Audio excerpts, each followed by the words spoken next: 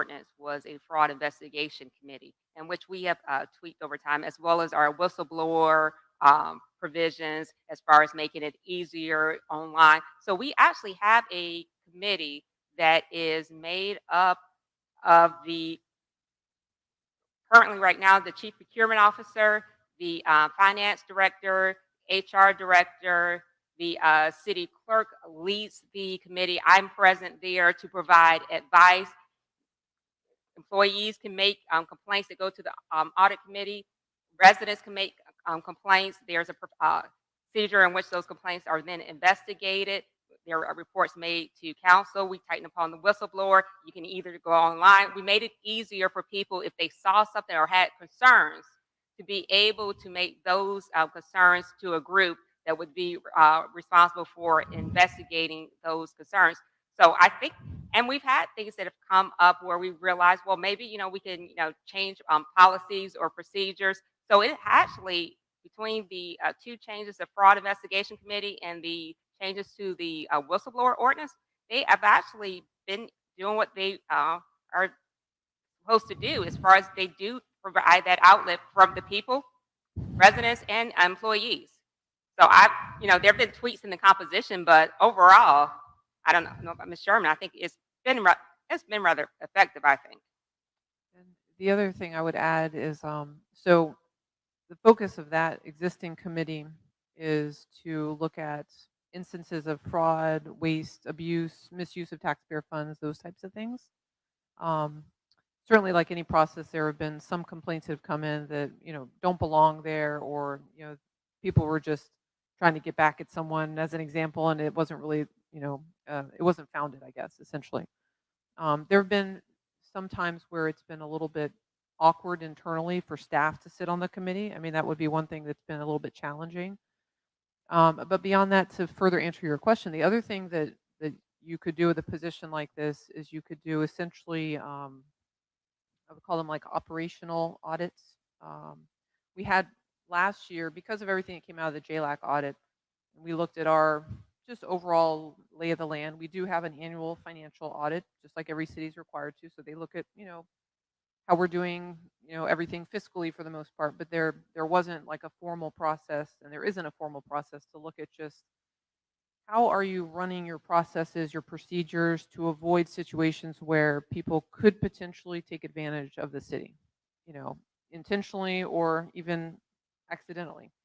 So what we did last year was we hired an outside auditing firm to do internal audit control review. So they looked at 3 different areas. In this case, that was something I went to council and said, would you please fund this? And they said yes. And so I picked 3 areas of our operations, and I asked this outside firm to come in and just review it.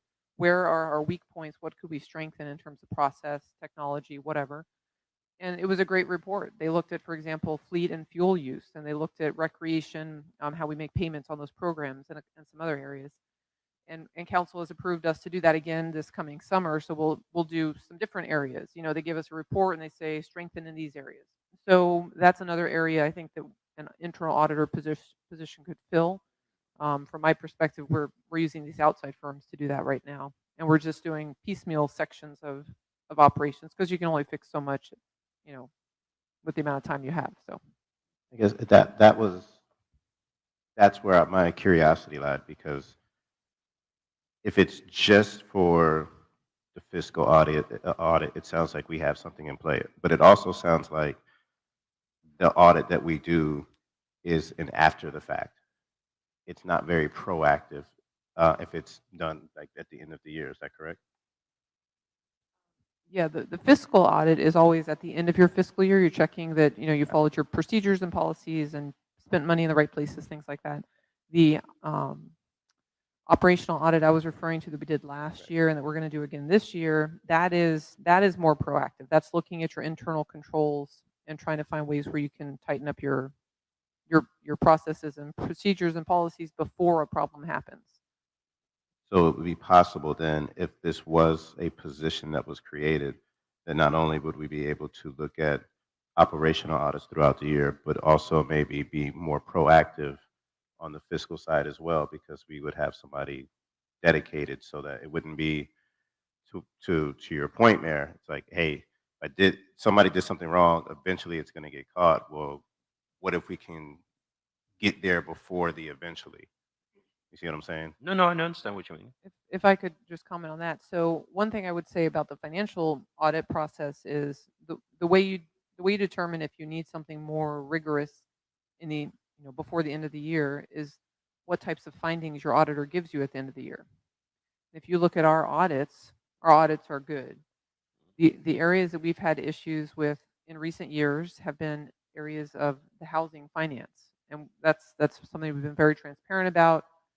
It predates me being here at the city, and it was just a lot of changes in personnel that really led to things not being where they needed to be. So that was a finding from the auditors for a series of years that we've been cleaning up as we've gone. During the year, though, the expectation is that your processes and your checks and balances are in place from your finance department, your accounting team, your payroll team, also your procurement team, all of those checks and balances where we follow our policies, our ordinances, et cetera, that those keep problems from happening. To give you like you say, the big picture is everything, as you know, the charter officers, you have Therese, you have Patricia, and you have Suzanne. Patricia has her attorney's office, Therese does the legislative, the rest of the department falls on Suzanne. So basically, mayor and council are the ones that overlook what the city manager is doing. And if there's any dysfunction, you're going to pick it up. You're going to pick it up. If you have an active council that actually is paying attention, okay, you're going to catch certain things. And then you bring it to the attention of the city manager and say, okay, why is this happening? And every time you know how to catch it, because during the budget, when you go through the budget, every department has asked.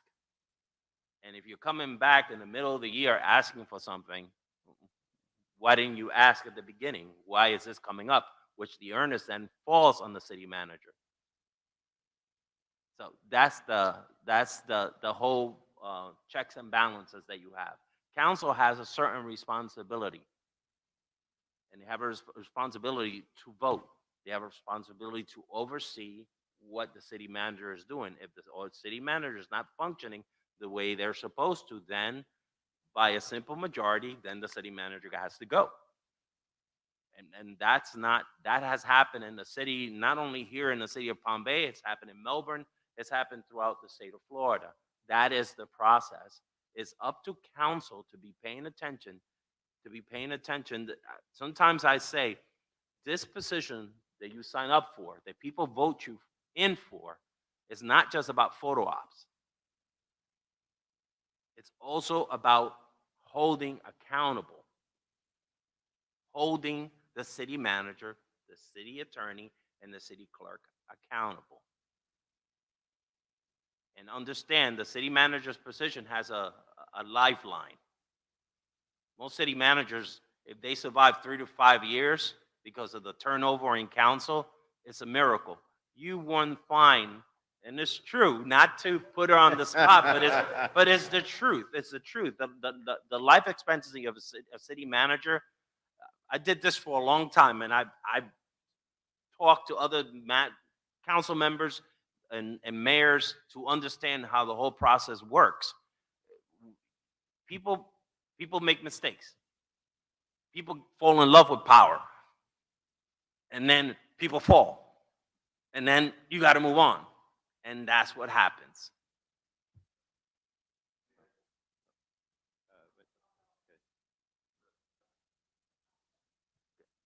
Okay. Hey, yeah.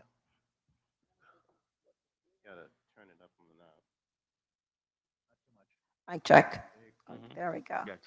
All right. So I guess my sentiment is similar to most people here. I am not 100% sold on this, or at least initially looking at it and looking at the job descriptions of all the other people have, my initial thought is no, we don't need this. But listening to city manager, I have a quick question. Now, the average salary seems to range, it says here, from 52,000 to 87,000 a year, if we're going to have somebody like that. In terms of one, you did an external audit to look at your what was the cost of that?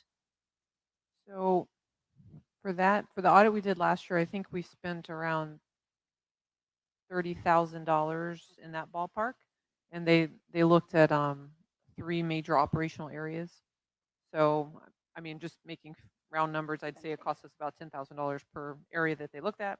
But they came on site, interviewed staff, looked at all of our written policies and procedures.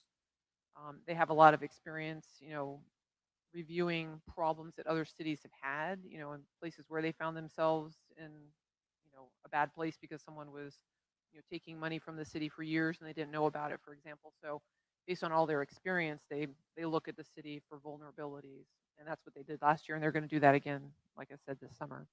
Correct. So in my essence, when I look at this, it's it's math, right? What makes sense is overhead 80,000, where I may not get someone who's a professional. As Mayor Capote mentioned, it's literally passing the buck, because we're going to hopefully this person is a professional, knows all the ins and outs, understands technology, understands all these things to be able to give a comprehensive report. And you probably won't find that in one person. So you may have to have a team, a staff to go through that. Now, it makes no sense where I could spend 30 or even $60,000 to cover, all the areas. Then it isn't practical, and I don't believe it's necessary. The other question I had in terms of the fraud committee that you mentioned, the first thing that came to my mind is, how can you police yourself, right? And so I'd love to get a little more clarification of that. Well, you have to police yourself. One of the things, before I worked here, I worked at the Department of Health, and I was a prosecutor. I was in prosecution services. And one of the boards I had was the Board of Dentistry, and people would complain and were like, well, I got an exit report that said the dentist didn't do anything. Well, you sent it to a dentist. Who else is going to tell us whether the dental work was appropriate other than the dentist? Of course, as far as having employees police themselves, it is part of their job. It is part of your job when you see something within your expertise that doesn't seem right to report it. It is council's responsibility when they see that things aren't right to take action, whether that's getting with the city manager, letting her know that things don't seem to be going well, city attorney, seeing what we need to do as far as ordinances. But you can't have any type of business or city where the only people that are accountable for making it work are the people outside of it. It won't work. You've got to make sure that each and every person has a role. That they don't just come and get a paycheck and do a job. They make sure that everybody works together and that we're using the taxpayer funds in a wise and prudent manner, and that we're doing processes that are fair and doesn't subject the city to liability. I just don't know of a way in which you have an organization. I mean, that's HR departments. They're within the city. You can't have somebody else outside. I just don't understand the mechanism where you have a review that does not have the people within it actually involved. Of course, you would like to be able to periodically have somebody outside to make sure that those people within haven't been corrupted or that they're not so inefficient or untrained. But you've got to have an expectation that the people that work within the city are going to be responsible for themselves and others.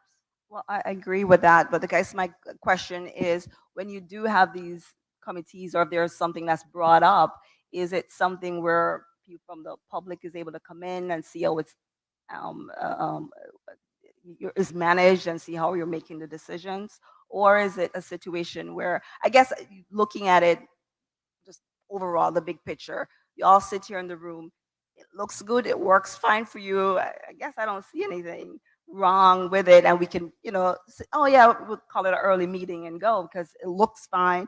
The question, I guess, for me is, I don't know how the fraud committee operates, and it would be interesting. Again, this is not the meeting. It's not the meeting for this, but I just want.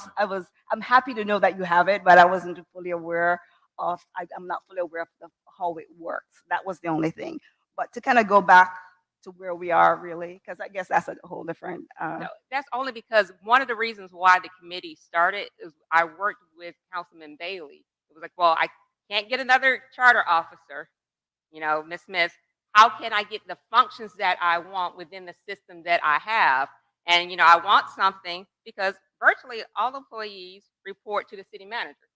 So his thinking is, if I want something to make sure that you all are doing what you're supposed to do and checking yourself, I want it to be where somebody outside of the city manager has some control or has some say in it. Because if we have if it's just the city manager and council has to rely on only the report of the city manager, then it may be problematic. And as far as the Cody, I keep wanting to call you mayor, says, when he was on council, typically, it's an active council and people that know that council cares, they're not going to just hear from the city manager, because employees are going to tell them and residents are going to tell them. And it just provides another avenue, because they can't go directly to the employees of the city manager. But this committee has authority to investigate, which includes other charter officers that the council does have more authority over as far as being able to direct.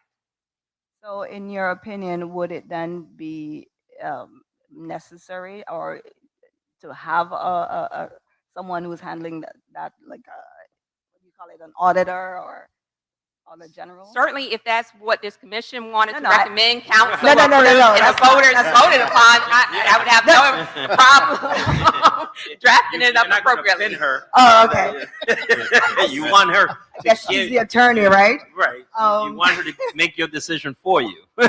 No. What I was trying to get an idea of, based on when she expounded on that, if it's when she looks where what we're doing currently, it would make sense to have someone else.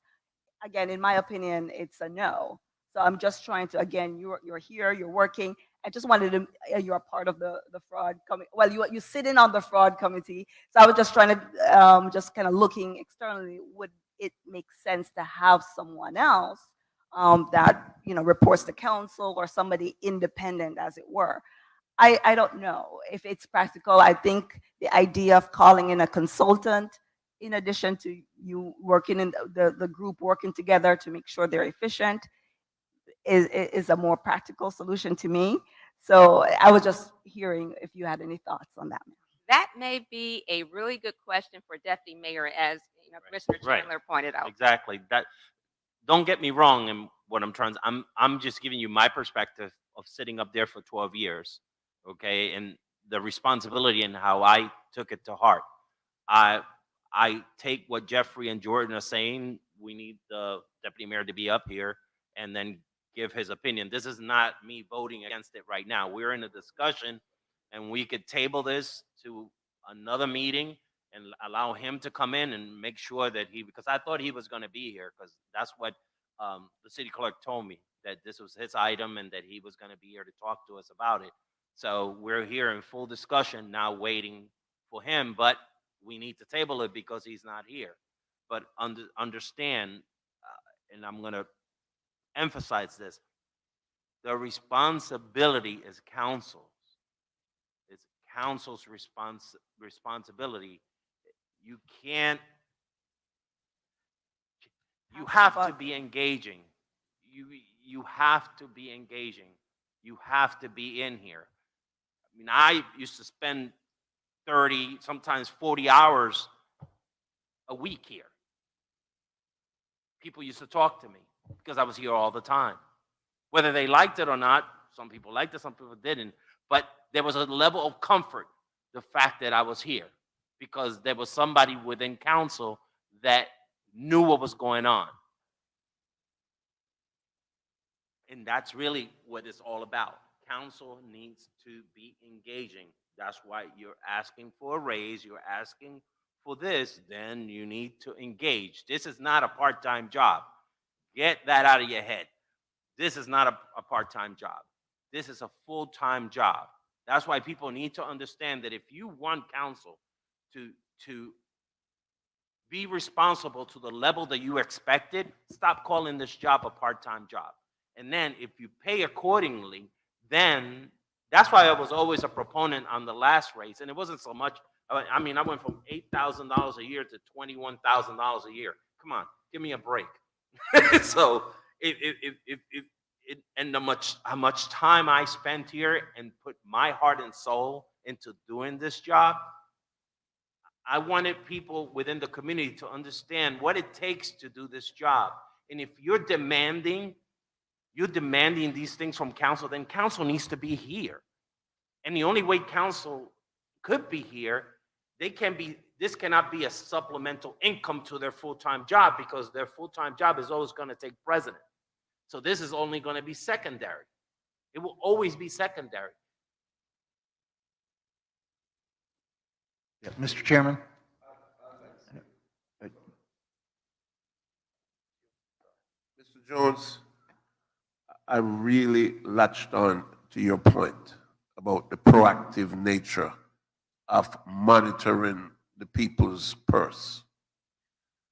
I want to share something with you guys. Number one, boards and councils are not always equipped with the expertise to suss out bad behavior. I'm going to give you all an example. In my prior life, I worked for a school board as an attorney. Did litigation. We started getting reports that something funny was going on in the person who managed the buckets of money that a school district receives, similar to a city. And for 10 years, this guy was moving little bits of money from each account.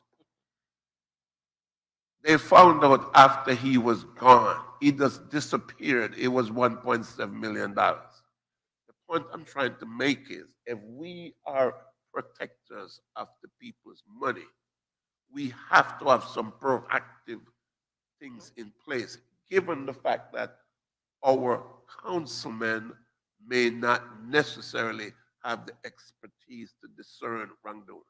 So the question after those comments is, are we confident that the systems in place can detect wrongdoing, and is once a year audit sufficient to do so? And if not, what alternatives are we supposed to recommend? Do you want to respond to that? It's a very hard, even Suzanne is looking at, like, understand this. You were working for the school system. It's a form of government. It's precisely. This is another different type of government entity, okay? And there's certain responsibilities, and that's why there's a yearly audit.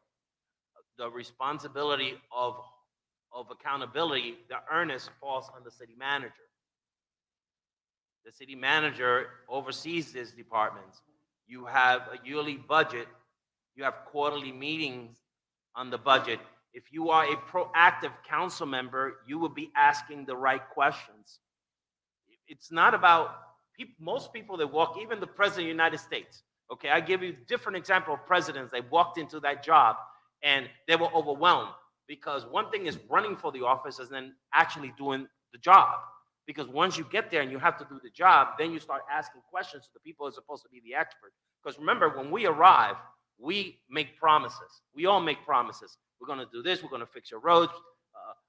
We're going to get involved with the schools. We're going to do this, this, and that. And then we realize when we get there, oh, we don't have a bucket of money here and a bucket of money here, blah, blah, blah, blah, blah. In order to get the roads done, we needed to pass a referendum.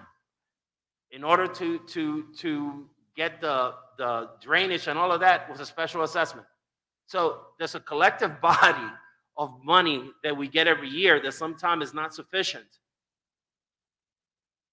And I think that when people don't understand the whole intricacy of how the city works, they make ideas in their head that the city works like a business.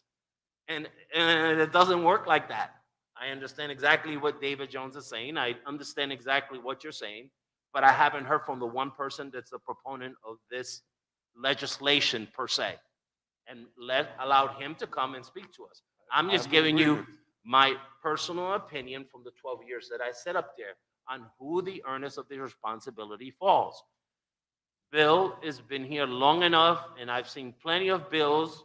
Bill is one of many people that I've seen come to council meetings. The people that were regular, that stood on top of council and kept council honest. We could agree to disagree because we did. But I know he does his homework. So anytime I sat up there and he came after me, because he did, I better know what I'm talking about. So if you're going to sit up there and you're going to have residents coming at you, it would behoove you to read the material that's given to you. It would behoove you to talk to the charter members. It would behoove you to go to the different department heads and find out exactly what's going on in your community. This is not, again, this is not a photo op situation. You have a responsibility and a job to do. I just wanted to make a quick comment. Whereas that is a good question, I don't believe that the Auditor General would be even the right person. Because just imagine you're having, how often are you going to have a meeting? How often are you going to have a review of, finances? Is it going to be any different from what we do now, quarterly? I think who's going to work with them? So whereas it sounds great, but in terms of the practical or application of it, I just don't see and believe that a Auditor General, and looking at the job description and the skills that they want them to have, I don't even know if you'd even find someone who would be able to go through all this and do the job. It's not a one person's job. And remember the range of salary, just the fact that you said that range of salary, 50,000 to 80,000, good luck. Yeah. To get a quality person at 50 to With years of 80,000, they experience. could do the job and have the years of experience. Because anybody that's an auditor, as you're an attorney, you know that the more years of experience you have in your resume,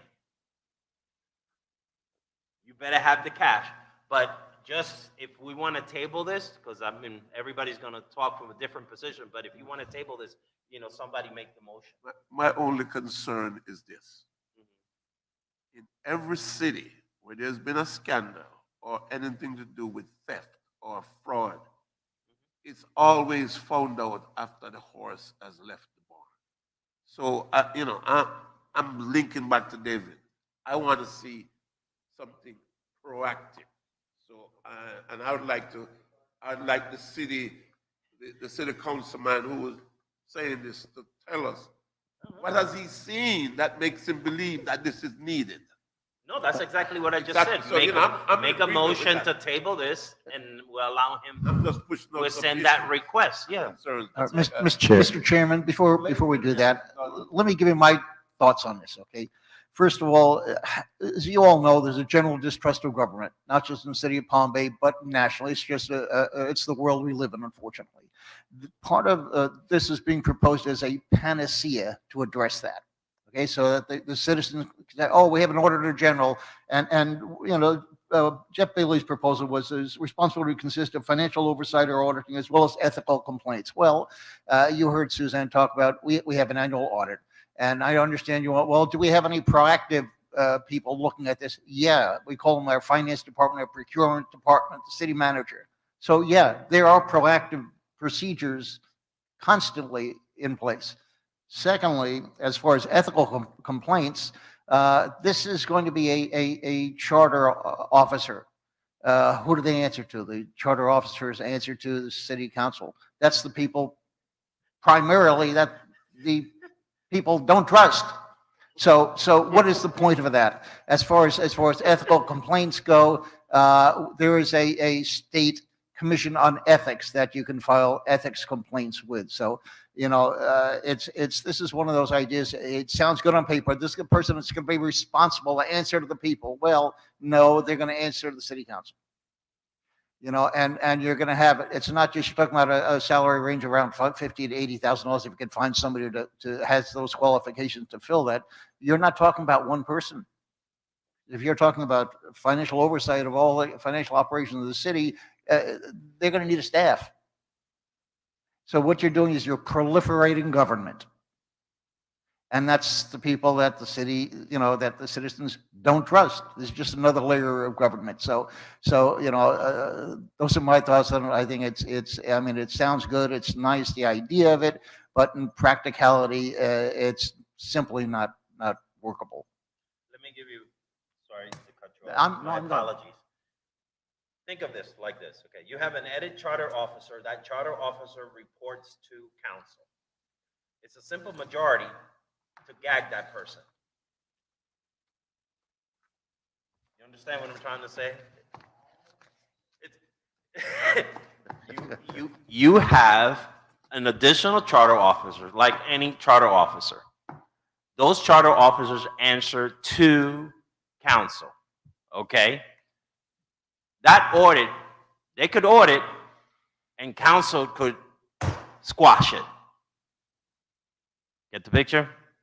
So, but like I said, I'm just giving you the bigger picture because I've set up there, and I could tell you the different scenarios that could go. You could be the only lone wolf sitting up there trying to change a city manager, a city attorney, a city clerk, and you'll be the lone wolf because you need a simple majority to accomplish it. And that's part of the process of politics.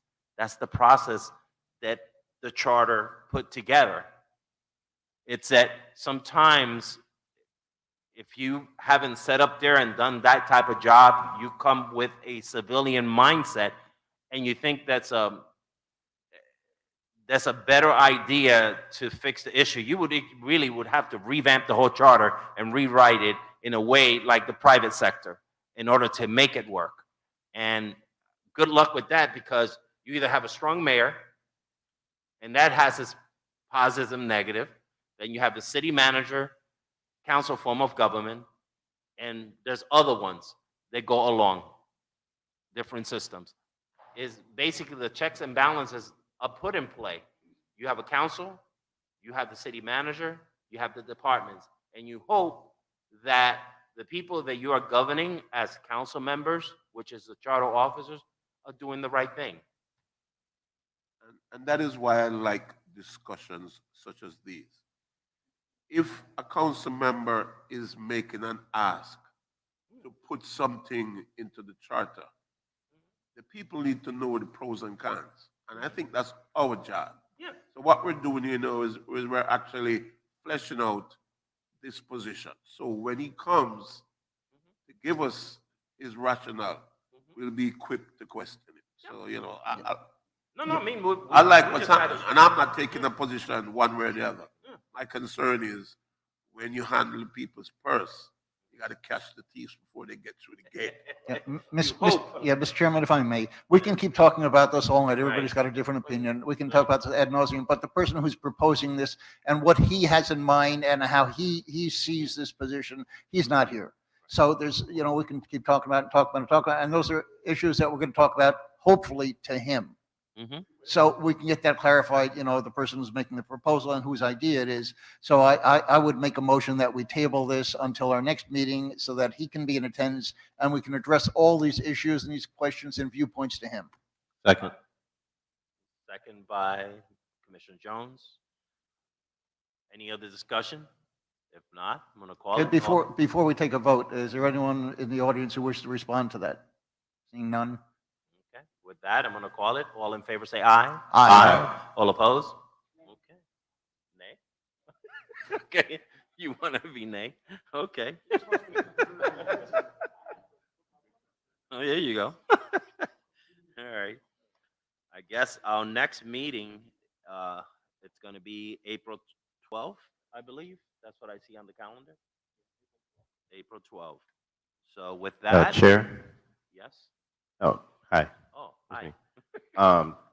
Two things. One, and I've talked to our attorney, the fantastic Ms. Smith, and I let her know that Wonder Woman. Wonder Woman, yeah. So we discussed and learned some things at the Infrastructure Advisory and Oversight Committee meeting. And one of the things that we have learned is that we have a plan for our road maintenance. What we don't have, which was approved, what wasn't approved is a way to pay for it. Welcome to city government, right? Yeah, it was a weird moment where we were all confused. That doesn't make any sense. One of the members brought up potentially adding to the charter that a certain percentage taxes be put aside so that we always have a way to pay for our road maintenance program. That's been discussed. I'll let Suzanne handle that issue. And so, yeah, and so I was going to ask for some more research done and for that to be a topic of conversation for the next meeting, which I'm going to give that to, but I just wanted to let them know. And then second, I did have one other thing. We're supposed to have, and I think Ms. Jones was going to bring it, at the last meeting that we had, Councilman Chandler brought up a motion that he wanted to bring something back up. And it was interesting because I don't think we followed the right procedure. I think he brought it back up and it was immediately like, let's take a vote on it. We didn't give anybody, any citizens, the ability to discuss. And then we just voted it as a nay. And in my opinion, that's wrong. If we're going to have people bring something to the table, I feel like we should follow the procedure for everything that we do. You weren't here, so I know, like, so typically when technically, just to interject, I'm sorry, but Okay. but you're in this discussion. When the discussion is here, it's not an item on the agenda for discussion. So the discussion is within us, So the vote comes to us. There's no public comment at that time. Okay. But if somebody, and I spoke to Therese because she's sick, so she told me to tell everyone that if you want to bring anything back up, is by a majority vote. That's basically it. There's no discussion because that's a matter among us, not the citizens. Okay. And just for my clarity, did we have discussion amongst us? Because I don't recall. I just want to make sure. I actually went back and watched the last Charter Review Commission meeting, and the chair at the time, Mr. Weinberg, did ask for discussion. It moved quite expeditiously, so I would challenge that, but he did ask for discussion. And if But- discussion is asked, go ahead. But, Madam City Attorney, procedurally, whoever voted in the affirmative can make a motion for reconsideration. And you weren't here the last meeting. I think my point was that there was an item that we voted on originally, which had to do with Cap. no, No, that was, okay. the special election. Correct. We approved that as a Charter Review Commission, but it came back under old business. And under old business, then we decided to revise the language. Okay, so we made another vote. So my question procedurally was, I sat quiet on that item the first time when we had a discussion relative to the charter cap. I sat quiet on it because of the fact that, you know, I sit on the Brevard County Charter Review Commission. And I had concerns relative to us dealing with the cap, which they have a 3% cap. And just a disclaimer, my thoughts and views are not reflective of anybody else on the Brevard County Charter Review Commission. But I sat quiet on that, and I then asked the city attorney, was there any potential conflict? And so I was then prepared at the next meeting under the assumption that it was going to be brought back under old business like the special election versus general election discussion was, but it wasn't. So I was caught off guard. I don't want to say caught off guard. I was a little bit, confused as to why it was not. And so then procedurally, I had to make a motion for reconsideration per Robert's Rules of Order. And since there, then I made that motion for reconsideration. And Which item? That's for the cap? for the cap, correct. But to make a short story long, anybody who voted in the affirmative of that could still potentially bring that item back as a vote for reconsideration, correct? Could I do it again, or is what I'm asking? No, you. I talked to Ms. Jones. I know there weren't procedures. I think what happened in your case that was different from the other case is when he wanted it to be reconsidered, he essentially had provided material to Ms. Jones, and it was on the agenda. So before the commission knew what was going to be reconsidered, you made a motion where it was, I want to reconsider, but actually the commission didn't know what exactly you wanted to reconsider until afterwards. So certainly commission can decide the procedures, but it may be a better practice is if somebody wants a motion to reconsider, that they have it on the agenda, have what they want on there, and then the commission can decide, they can look at the agenda, well, you know what? I think that's a good idea. Yes, we want to, or I see where he wants to go.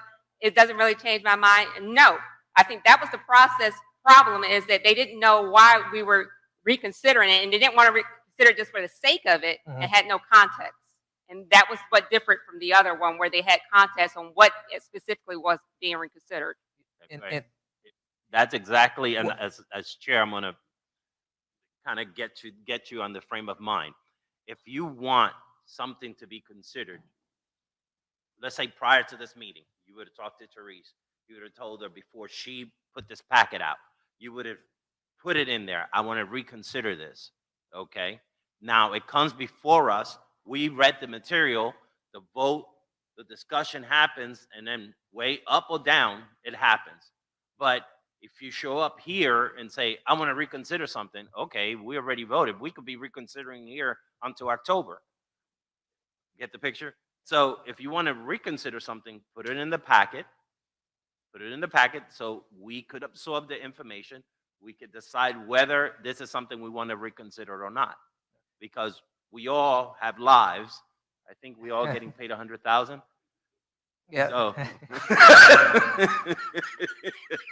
and Well, Mr. Chair, real Yes. quick. Well, and I agree with your point, but I sort of beg to differ because, as I said, I had to go back and watch the clip from the previous meeting because he moved so fast, expeditiously with the point of discussion. And so I was going to make my comments known under discussion. And so I didn't hear discussion. And so I would have been able to provide context then, but it moved so expeditiously, I felt like there was a vote that was taken quickly. And so I didn't have opportunity to present that item. So that was, the confusion there on my part, but I understand what you're saying. So I would tell you, bring it. You bring it. That was back gonna be my next question. Meeting. Perfect. Interject it in there for discussion. All you want is the discussion to happen, and we could decide whether we want to hear or not. But Perfect. you need to bring something on the table that makes it viable to okay, let's open it up. Understood. Okay, that's basically it. And sometimes that's why it goes quick. It goes quick. You can't be a quiet person. And if you're a member, just to give you a scenario, if you're a member of another board of another entity that's had nothing to do with this, you're allowed. The only time you abstain is when you're benefiting from your vote. That's the only time you're going to abstain from a vote. You have to be directly, monetarily benefiting. I would like to put out generally, I think motions to reconsider and other deviations from the norm, we ought to follow Robert's Rules of Order. Because the motion to reconsider has some very specific rules. And if you don't follow those rules, you can't have a motion to reconsider. One of those rules is it must be on the same day the decision is made by the person on the prevailing side. So if it's something 2 weeks in the past, under Robert's rules, it may not be appropriate to reconsider it at a later date. So, our city attorney has access to Robert's rules, and she can let us know when we run afoul of it. But this motion to reconsider. I could not No. to cut you off, but just to give you a perspective, Robert rules are a pamphlet, let's say, because I've seen it in pamphlet forms, okay, and it's a rule that is put in play. But the reality is at discretion of the chair, mayor, president of the United States, governor, whoever, to interpret it and allow some leeway for something to be heard, because maybe the person, like he said, he was confused. Brevard County, Palm Bay. I could see that as a, okay, you know, this is his first time doing this rodeo. I could agree with you. Okay, let's take it there. But to do it now, because we don't have what you're thinking about in front of us and had enough time to digest it to really have a response for you. So you're catching all of us off guard. So, but if you put it in here for discussion, because we all could, for discussion, it is up to the collective body to then vote it down or up. That's all. I will. It is I only just want then to that the discussion would ensue. Correct. If so. state, because I know you all keep talking about Robert's rules, which are a nice guide, but each board has the ability Yeah. to set their Set- own set- policies right, and procedures. parameters. And exactly when you all say, you know, we're willing to reconsider things at a later, you know, date, just, you know, contact Therese and you all agree, that becomes your rule. That Correct. becomes your policy. That becomes the norm. And real quick, and I would say, you know, sometimes I can get lost in the sauce between the two, right? Between the county and this one. I know that some of the boards that I sit on, we typically have more than one reading on an item, right? So you have 2 or 3 readings. So that allows ample opportunity for there to be discussion. And so I would just say, maybe not for this Charter Review Commission, but maybe moving forward, just for a transparency's sake, or, you know, like I said, I had some concerns the first time we voted on it, the first time that item was brought forth. I still voted in the affirmative, but I didn't necessarily say my entire piece. And so I think moving forward procedurally, or to incorporate in the procedures, that potentially there'll be more than one reading on an item, just for there to be ample discussion. Let me hit you with something. No, it's like he's understanding the different boards and he doesn't understand how each one functions. Charter Review Commission is not like a planning and zoning. It's not like code. It's not like adjustments. It's totally different. It's not like a BCRA. It's not something that we need to vote twice on in order to go before council. This is a charter review. I'm sorry. I'm not saying a second reading as into voting twice. A hearing is what I mean. I'm sorry. Oh, okay. So, and I'm just going to say this out. So for using language. yeah, I'm sorry. Yeah. So for example, at the county level, Senator Herodopoulos, former president of the Senate, Herodopoulos is our chair. So he sort of has incorporated some of the Senate rules, in essence, to our charter proceedings. So we have 3 hearings on an item before we take a vote. Yep. So I meant a hearing, not a reading. My apologies. There you go. That's totally different. And that, you see, particularly, he's bringing it from where? From the state. And he's bringing something that he did at the state to basically a local function or county function. So it all depends. That's exactly what the city attorney was saying. The Roberts rule is a moving goalpost. That the way we have it now, where we can actually contact staff, put it on the agenda with context, with information, I think anything should be able to be brought back. Come here, we read it, determine if we want to go forward, and go it. Because again, we could be here forever. Right. Exactly.